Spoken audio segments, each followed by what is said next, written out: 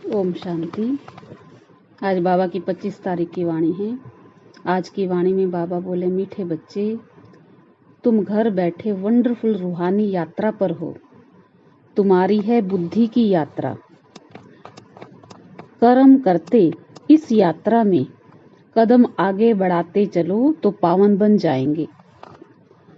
प्रश्न है आज का, इस ज्ञान मार्ग में पेचदार तथा महीन बातें कौन सी हैं जो तुम बच्चे अभी ही सुनते हो?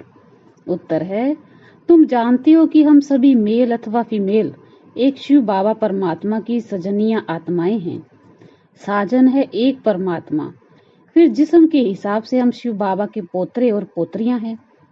हमारा उनकी प्रॉपर्टी पर पूरा हक लगता है। हम 21 जन्म के लिए सदा सुख की प्रॉपर्टी दादे से लेते हैं। तो यह है पेचदार बातें। गीत आज का, हमारे तीर्थ न्यारे हैं। ओम शांति।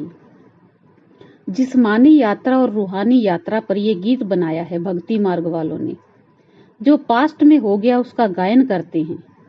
जो भी मनुष्य मात्र हैं उन सभी को जिस्मानी यात्रा का तो पता है। देखते हैं जन्म जन्मांतर से चक्कर लगाते आए हैं। उन्हों की बुद्धि में बद्रीनाथ श्रीनाथ आदि ही याद रहता है। तुम बच्चों को भी ये जिस्मानी यात्रा आदि याद थी और अभी भी याद है। तुमने यात्राएं जन्म जन्मांतर की हैं। अब तुम बच्चों की बुद्धि में रूहानी यात्रा का ज्ञान है। मनुष्यों का बुद्धि योग है स्थूल जिस्मानी यात्रा तरफ। तुम्हारा बुद्धि योग है रूहानी यात्रा तरफ। तो रात दिन का फर्क है। अभी तुम रूहानी यात्रा तरफ कदम बढ़ा रहे हो। ये वंडरफुल यात्रा घर बैठे करते हो। कोई समझ सकेंगे इस यात्रा को? जब धंधे धोरी आदि में लग जाती हैं तो इतनी याद नहीं रहती, परंतु जब विचार सागर मंथन करने बैठेंगे तो अच्छी रीति याद आएगी कि हम यात्रा पर हैं। नॉलेज बहुत सहज है। बच्चे समझते भी हैं कि बरोबर पतित पावन बाप क्या करते हैं। पावन बनाने के लिए जरूर यात्रा होगी। तो वह है स्वीट निर्वाण धाम, जिसको सभी भक्त याद करते हैं। ये किसको मालूम नहीं कि भगवान को हमारे पास आना है व हमको भगवान के पास जाना है। समझते हैं हमारा गुरु अथवा हमारा बड़ा निर्वाण धाम अथवा अपने निराकारी वतन चला गया। अच्छा, फिर वहां क्या किया? जाकर बैठ गया। क्या हुआ? तो वह कुछ भी पता नहीं। सिर्फ कह देते कि पार निर्वाण गया, ज्योति ज्योत समाया, लहर सागर में समा गई। कुछ भी पता नहीं है कि ये सृष्टि का चक्कर कैसे फिरता है। अब बाप समझाते हैं रूहानी यात्रा एक ही बार होती है। इस अंतिम जन्म में रूहानी यात्रा अथवा आत्माओं की यात्रा कहें। पहले पहले तो बच्चों को ये निश्चय हुआ कि हम आत्मा हैं। कहा जाता है जीव आत्मा दुख पाती है। तो इस समय जब आत्मा जीव के साथ है, सजनी है, तो वह बाप को ढूंढती है। मेल अथवा फीमेल सभी सजनियां हैं। वैसे मेल्स को कोई सजनी थोड़ी कहेंगे, परंतु यह है बहुत गुहिया पेचदार बातें। तुम अपने को शिव बाबा के पोतरे समझते हो, जबकि जिस्म में हो तो इस हिसाब से पोतरे पोतरियां ठहरे। बाबा ने समझाया है तुम्हारा दादे की मिल्कियत पर हक है। कोई बाप भल धनवान हो, बच्चे नालायक हो, उनको मिल्कियत न दे, यह हो सकता है, परंतु दादे की प्रॉपर्टी परंपरा से राजाई कुल में चली आई है। सतयुग त्रेता में तुम दादे की प्रॉपर्टी भोगेंगे। अभी तुम दादे से प्रॉपर्टी लेते हो। दादे की प्रॉपर्टी कितनी बड़ी जबरदस्त है। 21 जन्म तुम सदा सुख की प्रॉपर्टी लेते हो। परम पिता परमात्मा है। दादा ग्रैंडफादर बाबा कहेंगे ब्रह्मा को। कहते हैं ये प्रॉपर्टी हम दादे से ले रहे हैं। तुम जितना पुरुषार्थ करेंगे उतना दादे की प्रॉपर्टी मिलेगी। जैसे ये माता पिता जगत अम्बा जगत पिता पुरुषार्थ करते हैं, ऐसे हम भी इस पुरुषार्थ से ऐसा उच्च बनते हैं। दादे से फुल प्रॉपर्टी लेते हैं। राजाई प्राप्त करते हैं। तुम जानते हो वह बादशाही फिर कितना समय चलती है। पॉइंट्स तो अथाह हैं। अगर इस प्रकार तुम कोई को भी समझाओ तो झट समझ जाएंगे। दो बाप तो जरूर हैं। प्रजापिता ब्रह्मा को पिता तो सभी कहते हैं, गॉड फादर को सभी मानते हैं। वह बड़ा है दादा, ब्रह्मा उनका बच्चा ठहरा। ब्रह्मा का नाम तो बाला है, विष्णु व शंकर को प्रजापिता नहीं कहेंगे। सूक्ष्म वतन में तो रचना नहीं रचेंगे।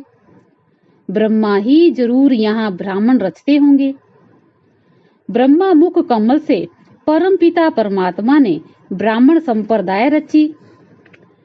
जैसे कहेंगे कि क्राइस्ट ने क्रिश्चियन संप्रदाय रची, इब्राहिम ने इस्लाम संप्रदाय रची। नाम आता है ना, शंकराचार्य ने भी रचना रची। हर एक झाड़ में टाल टालियां तो होती हैं। यह है बेहद का झाड़। इनका रचयिता अथवा बीज रूप तो मशहूर है, नामी ग्रामी है। फाउंडेशन ऊपर में है, बीज है ऊपर, बाकी टाल टालियां भी यहाँ ही कहेंगे। ये सारे मनुष्य की रची हुई रचना है। ये ब्रह्मा कुमारी संस्था बीज रूप बाप ने स्वयं रची है। जो बीज रूप परमपिता परमात्मा ऊपर में रहते हैं। ऐसे नहीं सभी टाल टालियों का बीज रूप ऊपर में है। यह बड़ी महीन बातें हैं। परमपिता परमात्मा को हमेशा ऊपर में याद किया जाता है। क्राइस्ट को ऊपर में याद नहीं करेंगे। परमपिता परमात्मा का नाम, रूप, देश काल तो एक ही है, वह कभी बदलता नहीं। यह तो बाप बैठ अच्छी रीति समझाते हैं। तुम बच्चे जानते हो कि हम अब पति से पावन बन रहे हैं। सदैव एक रस नहीं रहते। पहले 16 कला संपूर्ण होते, फिर 14 कला, फिर कलाएं कम होती जाती। सत्युग के बाद फिर हम नीचे आते रहते। इस समय हम बिल्कुल ऊपर जाते हैं, तो यह हुआ ऊपर जाने का रास्ता और वह हुआ नीचे आने का रास्ता। इनकी महिमा बहुत भारी है। पतित पावन एक है, याद भी सभी एक को करते हैं, परंतु पूरा नहीं जानने के कारण देहधारियों को याद कर लेते, क्योंकि इस बात को भूले हुए हैं कि पतित पावन कौन है। जरूर एक को कहना पड़े। सिवाय तुम बच्चों के और कोई की बुद्धि में आ नहीं सकता। तुम्हारे में भी नंबरवार है। अब तुम समझते हो हम दादे के पोतरे और बाबा के घर में बैठे हैं। यहाँ दादा भी मौजूद है, अवतार भी जरूर यहाँ ही लेगा। तुम कहेंगे यहाँ हमारा दादा हमको पढ़ाते हैं, वह परम धाम से आते हैं, वह हमारा दादा है रूहानी, और सब जिस्मानी दादे होते हैं। तो दादा कहते खुशी में एकदम उछल पड़ना चाहिए। भल राजे रजवाड़े बहुत साहूकार हैं, परंतु वह दादा हमको क्या देते? स्वर्ग की बादशाही। तो यह बातें अभी तुम समझते हो। सतयुग में फिर ये बातें भूल जाती हैं। वहां इन लक्ष्मी नारायण आदि को भी पता थोड़ी रहता है कि स्वर्ग के सुख हमको किसने दिए। अगर यह समझें, फिर यह भी समझें कि इनसे पहले हम कौन थे। बड़ी वंडरफुल बातें हैं। लक्ष्मी नारायण को यह पता नहीं रहता कि ये राजधानी हमको किसने दी। सिवाय तुम ब्राह्मणों के और कोई नहीं जानते। तुम्हारा देवताओं से भी मर्तबा ऊंचा है। यहाँ तुमको दादे से प्रॉपर्टी मिलती है। तुम जानते हो कि बरोबर ये ब्रह्मा बाप है। इनके तन में दादा ग्रैंडफादर आते हैं, नहीं तो पतितों को पावन बनाने कैसे आए। सभी आत्माएं ऊपर से नीचे आती हैं शरीर धारण करने। उनको अपना शरीर है नहीं। तो यह सभी बातें तुम बच्चों की बुद्धि में है। उनको कहा ही जाता परमात्मा। इसका मतलब यह नहीं कि परमात्मा कोई बड़ा है, आत्मा छोटी है, तो परमात्मा और आत्मा में कोई फर्क नहीं। ऐसे नहीं कि परमात्मा कोई छोटा बड़ा होगा। बाप कहते हैं मैं कितना साधारण हूँ, मेरी महिमा बहुत बड़ी है, क्योंकि सभी को आकर पतित से पावन बनाता हूँ। हूँ मैं भी आत्मा, मेरे में जो नॉलेज है वह तुमको देता हूँ। ऐसे नहीं आत्मा कोई छोटी बड़ी होती है।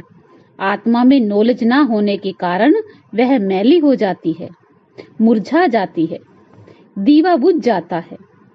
फिर उसमें ज्ञान घृत पड़ने से दीवा जगता है। बाकी आत्मा क्या है? ऐसे नहीं कोई आग है। आत्मा ऐसे ही शीतल है जैसे परमात्मा शीतल है। वह है ही सभी को शीतल करने वाला। गाया भी जाता है, शीतल जिनके अंग, इनके अंग शीतल हो जाते हैं उनकी प्रवेशता से। जिसमें प्रवेश करते हैं उनको भी कितना शीतल बनाते हैं। तुम जानते हो बाबा कितना शीतल है। शीतल और गर्म वह कामचिता पर जल मरे हैं। बात मत पूछो।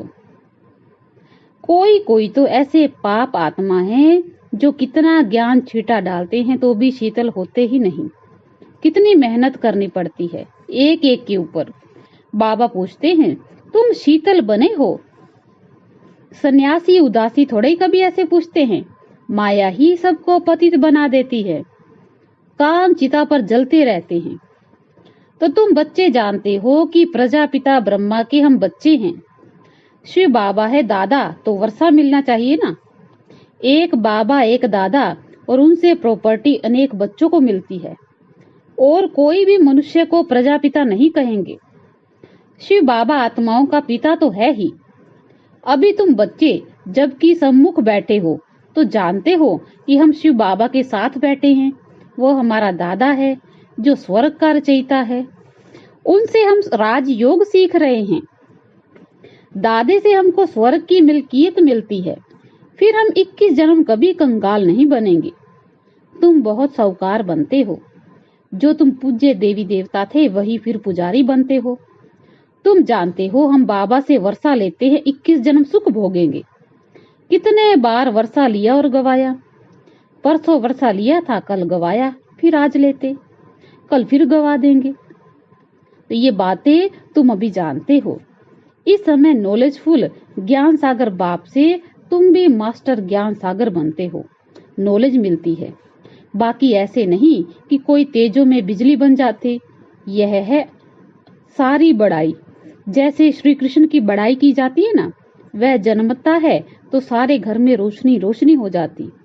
अब उस समय तो था ही स्वर्ग दिन, रोशनी तो थी ही। बाकी ऐसे थोड़े ही कि कोई लाइट निकलेगी। ये भी सिर्फ महिमा की जाती है।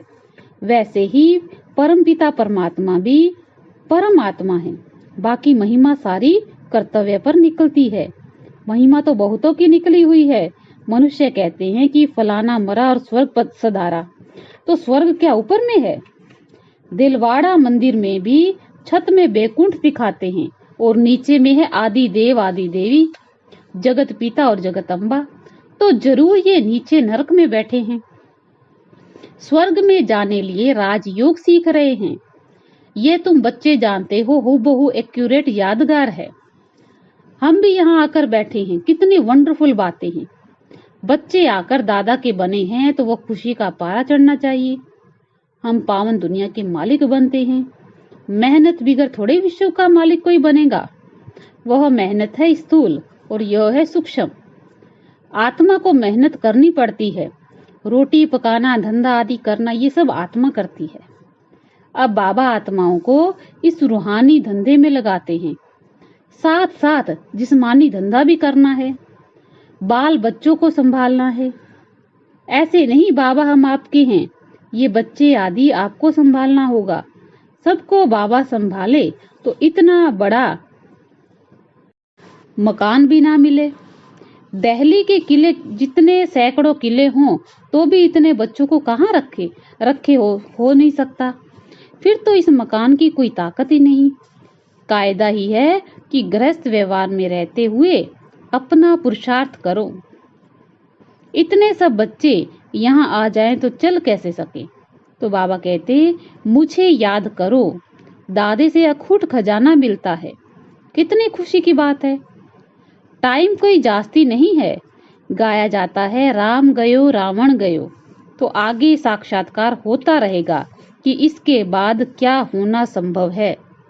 अपने घर के नजदीक पहुंचते हैं तो वह झाड़ आदि देखने में आता। तुम भी नजदीक होते जाएंगे तो समझेंगे कि अब क्या क्या होगा। बाबा ज्ञान भी देता रहेगा। अच्छा, मीठे मीठे सिक्की लदे बच्चों प्रति मात पिता बाप दादा का याद प्यार और गुड मॉर्निंग। रूहानी बाप की रूहानी बच्चों को नमस्ते। हम रूहानी बच्चों की रूहानी बाप दादा को याद प्यार गुड मॉर्निंग, नमस्ते नमस्ते नमस्ते। शुक्रिया बाबा, शुक्रिया। धारणा के लिए सार है। पहला पॉइंट, बाप समान शीतल बन, ज्ञान छीटा डाल। मनुष्य आत्माओं को भी शीतल बनाने की सेवा करनी है। सेकंड है, दादे की मिल्कियत को याद कर अपार खुशी में रहना है। रूहानी धंधा कर विश्व की बादशाही लेनी है। वरदान है आज का, समीप संबंध और सर्व प्राप्ति द्वारा सहज योगी बनने वाले सर्व सिद्धि स्वरूप भव। जो बच्चे सदा समीप संबंध में रहते हैं और सर्व प्राप्तियों का अनुभव करते, उन्हें सहज योग का अनुभव होता है। वे सदा यही अनुभव करते हैं कि मैं हूं ही बाप का। उन्हें याद दिलाना नहीं पड़ता कि मैं आत्मा हूं, मैं बाप का बच्चा हूं, लेकिन सदा इसी नशे में प्राप्ति स्वरूप अनुभव करते, सदा श्रेष्ठ उमंग उत्साह और खुशी में एक रस रहते, सदा शक्तिशाली स्थिति में रहते, इसलिए सर्व सिद्धि स्वरूप बन जाते हैं। आज का स्लोगन है, रूहानी शान में रहने वाले कभी हद के मान शान में नहीं आ सकते। अच्छा, ओम शांति।